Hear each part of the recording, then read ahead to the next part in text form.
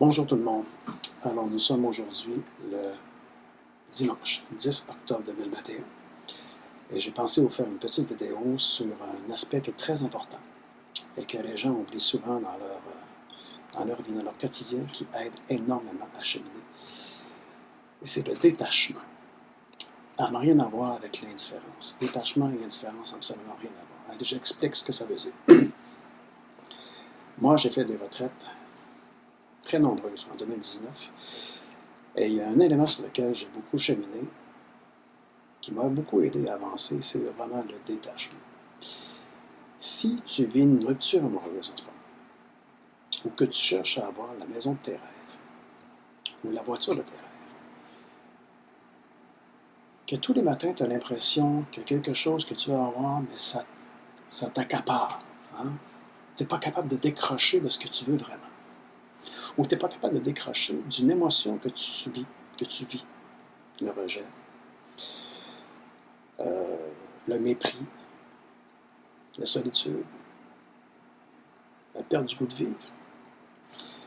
Tu te dois de te détacher de l'émotion qui t'accapare. C'est ça le détachement. Dans le fond, le détachement, c'est du jugement situationnel. C'est de l'intelligence émotionnelle.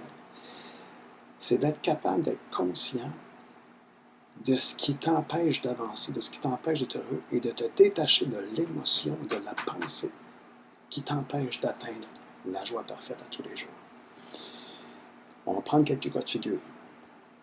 Si, par exemple, tu en veux à ta famille, moi j'ai une histoire qui ressemble à ce cas-là, par exemple. Il y a un long processus à faire pour pouvoir se guérir de ça. Mais se détacher, je dirais, de l'amertume, de la rancune que tu peux entretenir, va te permettre d'atteindre une paix intérieure. Si tu ne parviens pas à obtenir l'emploi que tu veux et que tu angoisses, tu te dois de te détacher de ton exigence que tu trouves un emploi dans les jours qui sont selon ta volonté. Ça va arriver éventuellement. Mais laisse la vie faire son cours. Dans le fond, tu te dois de te détacher de tes émotions qui te dominent. C'est ça le détachement.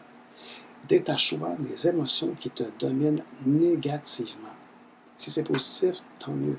Mais le détachement doit se faire lorsqu'une émotion te mène vers le bas, te tire vers le bas, te draine l'énergie négative. Et à partir du moment où tu prends conscience que tu es dominé par une émotion qui t'empêche d'être en paix intérieure, c'est là que tu dois prendre conscience de l'importance de te détacher de tes émotions. Aussi de te détacher de ce que tu n'aimes pas en toi. Que tu ne te trouves pas belle ou pas beau. Que tu ne te trouves pas assez bon, pas assez bonne. Tu te dois de te détacher de tout ce qui te tire négativement vers le bas. Te détacher des attentes. À partir du moment où tu as une émotion négative qui te tire vers le bas sur une situation X, c'est qu'il y a certainement une attente derrière ça. C'est toute la question des attentes. Tu te dois donc de te détacher de tes attentes. Faire confiance au libre cours de la vie. J'en ai un exemple personnel. Moi j'ai dû apprendre à me détacher de mon passé. J'ai subi énormément d'injustices, mais il a fallu que j'apprenne à me détacher de la rancune qui m'a habité pendant très longtemps et qui parfois revient. Mais la facilité avec laquelle tu vas réussir à te détacher de tout ce qui te tire vers le bas émotionnellement, dans tes pensées, dans tes émotions, c'est en prenant tout de suite conscience de ce qui t'habite au moment où tu ne te sens pas bien. Et là, tu dois te dire, parfait, je me détache de ce qui me fait sentir pas bien en ce moment même. Et tu prends conscience de la source qui te fait sentir mal. Te détacher des valeurs ambiantes, te détacher de tout ce que tu constates et qui te tire une énergie négative. Ce n'est pas l'indifférence. L'indifférence, c'est se dire, je ne suis pas intéressé à. Se détacher, c'est avoir une attitude qui va faire en sorte que tu demeures en paix intérieure malgré tout ce qui t'environne. Le détachement, c'est faire en sorte que les circonstances extérieures n'affectent pas ton environnement intérieur. Voilà, c'est ça le détachement. Et c'est le secret, la source de la méditation. Tu comprends? Ça n'a rien à voir avec l'indifférence. Le détachement, c'est de se détacher de tes incapacités à pardonner, par exemple. Détache-toi de ton désir que les autres en fassent autant. Détache-toi de ton désir d'être comme les autres. Détache-toi de ton désir de réussir comme les autres. Détache-toi de ton désir de vouloir être à tel endroit, à tel moment, avec tant d'argent, au moment où tu le veux. Tant aussi longtemps que tu te laisses drainer par ces attentes-là, ce désir de possession, par exemple, se détacher du désir de possession, tu n'es pas en paix intérieure.